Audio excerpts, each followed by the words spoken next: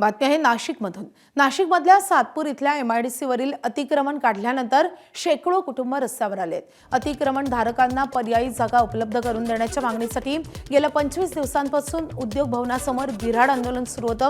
या आंदोलनाची दखल घेऊन उद्योग मंत्री आंदोलकांच्या भेटीसाठी आले आणि त्याच जागेवर 1 एकरमध्ये पुन्हा नवीन घर बांधून देण्याचं आश्वासन त्यांना दिलं। त्यानंतर आंदोलकांनी हे आंदोलन मागे घेतले। ही जागा उद्योग मंत्री उदय सामंत यांनी विकत घेतल्याचा आरोप झालाय आणि हे प्रकरण वेगळ्या दिशेने जाऊ नये यासाठी स्वतः सामंत यांनी नाशिक गाठलं आणि आंदोलकांची समजूत काढून आंदोलकांच्या मागण्या मान्य करण्याची घोषणा केली आहे।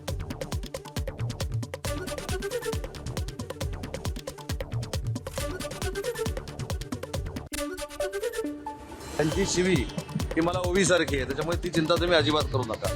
पण त्यांचा जो काही गैरसमज झाला होता तो दूर करण्याची जबाबदारी प्रशासनावर आता दिलेली आहे। सदावर्ते साहेबांचं म्हणणं असं होतं की मी जमीन ती लाटलेली आहे।